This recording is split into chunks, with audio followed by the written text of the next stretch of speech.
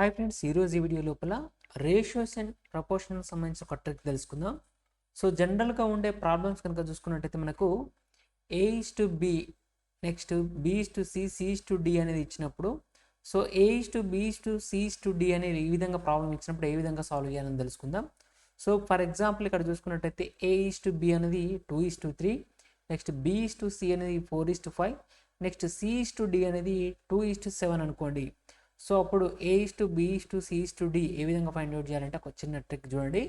So ఇక్కడ మనకి ఇచ్చిన వాల్యూస్ ఏవైతే ఉన్నాయో అవి ఫస్ట్ ఈ విధంగా రాసుకోండి.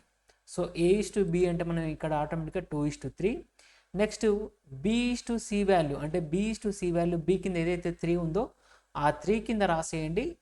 నెక్స్ట్ ఇక్కడ చూడండి బి ఈస్ టు సి ఇక్కడ పక్కకు రాసేయండి. అంటే B is to C value వచ్చేసరికి 4:3 అనేది ఇక్కడ కింద రాసుకోండి. సో 4:3. నెక్స్ట్ సిమిలర్గా ఇప్పుడు C is to D value కూడా అంటే సి ఇక్కడ ఉంది కదా, సో ఈ 3 కింద సి ఈస్ టు డి అంటే 3 కింద 2 రాసి నెక్స్ట్ ఈస్ టు 2 రాసి ఈస్ టు 3 రాయండి. అంటే C is to D is equal to, so ఎలా అంటే 2:3. సో నెక్స్ట్ ఏం చేస్తామంటే ఇక్కడ ఏదైతే లాస్ట్ నెంబర్ ఉందో అంటే 2:3 కాబట్టి సో ఇక్కడ కూడా 3 రాయండి, నెక్స్ట్ ఇక్కడ కూడా 3 రాసేయండి. నెక్స్ట్ ఇక్కడ 4 ఉంది కదా, ఇటు సైడ్ 4 రాసేయండి. నెక్స్ట్ ఇటు 3 ఉంది కాబట్టి నెక్స్ట్ ఇటు సైడ్ 3 రాసేయండి. నెక్స్ట్ ఎటు సైడ్ అయితే వేకెంట్ ఉంటుందో అటు సైడ్ లాస్ట్ ఉండే డిజిట్ ఏదైతే ఉందో అదే రాయండి. సో ఇక్కడ 2 ఉంది కాబట్టి ఇక్కడ 2 రాయండి, నెక్స్ట్ ఇక్కడ 2 రాయండి. సో ఫస్ట్ ఇక్కడ నుండి చూద్దాం. ఇక్కడ 3 ఉంది కాబట్టి 3 రాశాను. నెక్స్ట్ ఇక్కడ 4 ఉంది కాబట్టి ఇటు సైడ్ 4 రాస్తున్నాను. నెక్స్ట్ ఇటు సైడ్ 3 ఉంది కాబట్టి నెక్స్ట్ ఇటు సైడ్ 3 రాస్తున్నాను. సో సిమిలర్గా ఇటు సైడ్ 2 ఉంది కాబట్టి ఇక్కడ 2 రాసేసాను.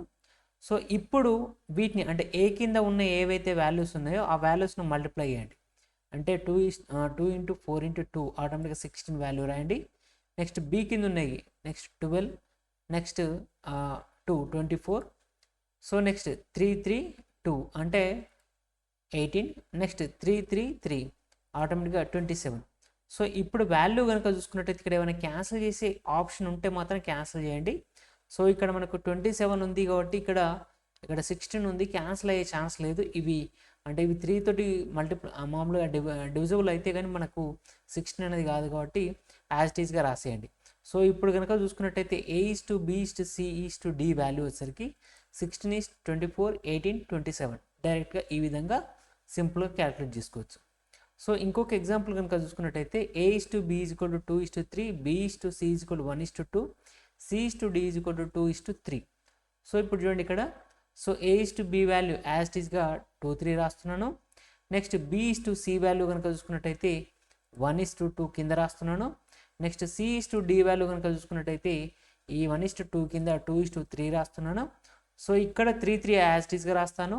నెక్స్ట్ ఇక్కడ 1 ఉంది కాబట్టి ఆటోమేటిక్ ఇక్కడ 1 రాస్తాను. నెక్స్ట్ ఇటు సైడ్ లాస్ట్లో 2 ఉంది కాబట్టి ఇక్కడ 2 రాస్తాను. ఇక్కడ 2 2 రాస్తాను లాస్ట్లో ఉంది కాబట్టి.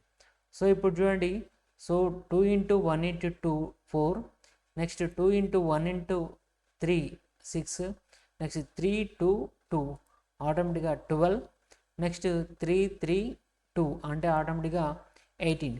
సో ఇక్కడ మనకు క్యాన్సిల్ అయ్యే ఛాన్సెస్ ఉన్నాయి.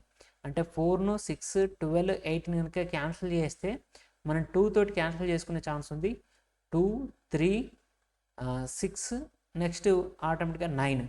సో అంటే A is to B is to C is to D value కనుక చూసుకున్నట్టయితే 2 3 6 9 ఈ విధంగా వస్తాయి. ఓకే, ఈ ట్రిక్ కనుక మీకు నచ్చినట్లయితే ఈ వీడియోని షేర్ చేయండి, లైక్ చేయండి, సబ్స్క్రైబ్ చేయండి. Thank you for the watching.